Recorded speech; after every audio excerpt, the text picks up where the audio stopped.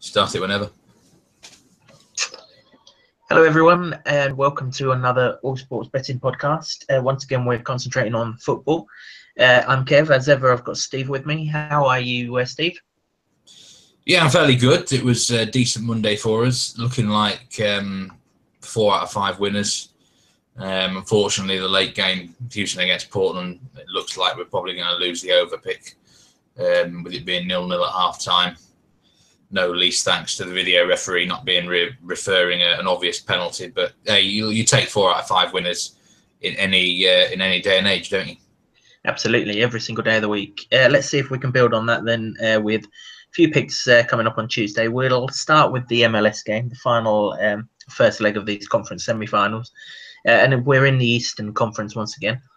It looks like Toronto FC are going to make it through to the final, which probably they should do, given that they were so far clear in the regular season.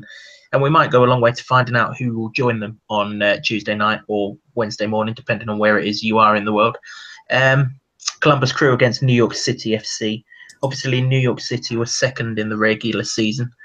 So over the 2 legs, they may have an advantage. But do they have an advantage in this first one?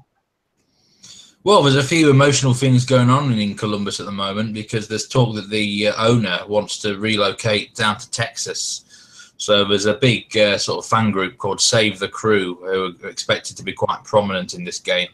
And obviously they want the franchise to stay in Columbus itself. I mean, a lot of people can't believe they're actually here, because, I mean, I certainly can't believe it. I never expected them to get past Atlanta. It was an incredible game, wasn't it, really? I don't know how it ended 0-0 inside 120 minutes. I mean, the good thing for the Crew is they, after extra time, they've had a decent rest, haven't they? So they should be ready for this one. New York City, who knows with them? I just don't see them as winning this MLS Cup. Do you, Kev? It's just, even if they made it through to the next round, I just don't feel like they're the sort of team ready to win this competition yet. There's too many weaknesses at the back potentially for them, and they're too inconsistent with their performances. They're usually very good away from home, though, which is a positive for them here. So I wouldn't be surprised if they won or drew the game. Personally, I'm leaning towards the overs in this fixture. Every single match when these two have met each other since New York City came into the league has contained at least 3 goals. In fact, 7 of the 8 have contained at least 4. It's usually an absolute shootout, although one thing that is concerning me is the general lack of goals in these playoffs. It doesn't usually happen. For some reason this year, the goals are not flowing in the playoffs, for whatever reason, Kev. Every match is really, really bitty, and strange things are happening. Don't know what's going on there. How do you see this match going? Yeah, I find this one a tough one, actually. I was really hoping that Atlanta would win that game, because I think had Atlanta have won, then we'd have been, I'd certainly have been a little bit more sure of how the tie was going to play out. But I'm not sure, really. I agree with you. The potential for the overs is quite high. I mean, it's never a bad bet in a Columbus Crew game anyway, is it? And it'll be interesting to see if they can accommodate a style which involves playing for a draw at any point in these playoffs, because they certainly didn't do it in the regular season, did they? Do they have to go to Yankee Stadium ahead to win the tie? No, I don't think they do. But then, they've got to fancy their chances of scoring at the Yankee Stadium, haven't they? So there's no need to necessarily play like, say, Vancouver did and make sure that they don't lose or don't concede, rather. So, yeah, I'd like to think that it'll be an open game, but something's just in the back of my mind stopping me from having a bet, I think. Well, I say I'm taking over 2.75 in this, get about 1.8, 1.85 on in terms of odds. But I am a bit concerned how these playoffs are developing. I don't know what it is. I mean, we had 2 0-0 draws in a row inside 90 minutes. I mean, that just does not happen in MLS. The New York Red Bulls game, I mean, that only just went over thanks to 2 goals from set pieces. One of them a great free kick. And then I say, this Houston match looks like ending probably a 1-0 to someone, or even a 0-0 again. I don't know what's going on. Is it the extra intensity of the playoffs? A bit of a failure, sort of a feeling of failure. Failure is too high. The fear of losing. I don't know, but it didn't happen last year. It didn't happen the year before. So it could just be an anomaly. Maybe we're due a really pulsating end-to-end clash where 2 teams just don't give a toss about defending and just go for it. hell for leather. So I like the overs in the game, and I think this tie really should both legs be end-to-end football. Yeah, let's hope that's the case. Obviously, if there's an early goal in it, that wouldn't do it any harm. That's something that has been lacking in the playoffs so far. So hopefully we get that. And like you say, there's at least 3 goals, and hopefully plenty more besides. It's also a busy night in the Champions League on Tuesday, Steve. European football, very much your speciality, particularly French football. And the French leaders have got what would look a penalty kick to get another 3 points on the board. Well, the one thing about PSG is under their ownership, ever since the Qataris took over, they wanted to impress Europe on the big stage, and obviously the big priority is to win the Champions League. And so far, they've looked very, very good in this competition. 5-0 win at Celtic, 3-0 against Bayern Munich, and 4-0 at Anderlecht. And they're comfortably top of the group, but they can't afford any slip up, because at this rate, they can afford to go to Bayern Munich and actually lose the game and still top the group. So I expect them to give Anderlecht an absolute hiding tonight. I really do. Anderlecht are, from what I've seen of them, they're crap, absolutely crap. And even when they lost at Bayern Munich on the opening day, it was 3-0 to Bayern.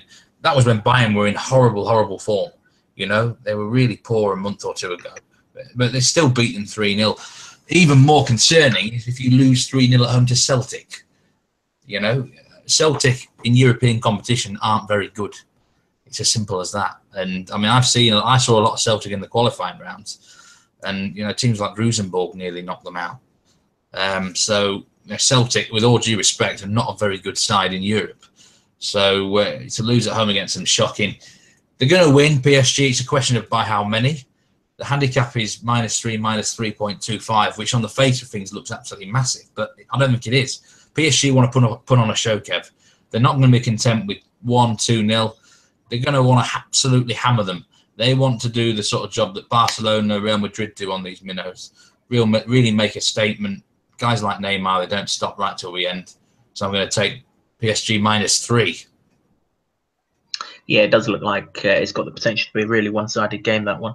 We'll just have a look through just one more game on the card on Tuesday night. It's actually an interesting game, and it was probably the game of these particular set of fixtures in the reverse meeting 2 weeks ago, and that's Roma against Chelsea. Obviously, at the Bridge, they drew 3 each. Edin Dzeko, as I said in a podcast the other night, decided to turn into the old Ronaldo and become, well, something that we never saw him be at Manchester City. Do you expect the goals to keep on flowing in this, or will those 3-3s kind of tighten it up now? Well, I don't know what's going on with Chelsea this season, especially in the Champions League, but a lot of their matches are full of goals. And we didn't, compared to last season, it's just the opposite, isn't it? You don't fancy they can eke out a 1-0 win when they need to anymore. They're kind of relying on outscoring opposition, like that Watford game the other day, for example, 4-2, wasn't it? And Roma, I mean, I don't know Italian football that well, but I did see this game and do know that they're a very attack-minded outfit. I saw a lot of Roma last season in the Europa League, and the philosophy is to attack. I'm sure they were desperate to get one over Conte, weren't they? After the stuff that he did when he was at Juventus against them. So it's going to be a great atmosphere here. I think the goals will flow. Over 2.75 looks a pretty good pick to me. I mean, any team could win. It's a really interesting group because Atletico Madrid are actually in danger of being knocked out of this.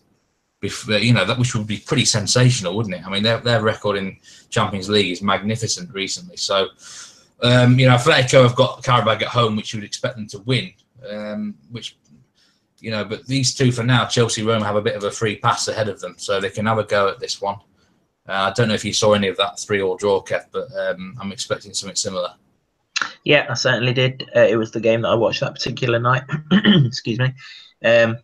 Really good game of football. I thought Chelsea had it won, then they didn't, and maybe that'll inspire them to be on the front foot in this game. They might feel that they've got a bit of a point to prove, having surrendered that lead in the second half. So, I think I concur there. I fancy a few goals. Like you say, something's happened in Italian football. They've realised that there's a white thing with a net behind it, because there's an awful lot of teams suddenly scoring an awful lot of goals. in that division. Napoli for one, being a prime example too. Okay, that's it. They're the two matches that we like the look of from a betting point of view on Tuesday night. Whichever game you're watching in the Champions League, I hope you have winning bets. We will be back at the weekend with all of our regular leagues.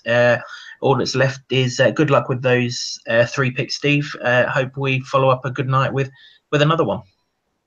Yeah, thank you very much, Kev. Let's hope for 3 more winners there, and we'll see you all very soon again. Take care.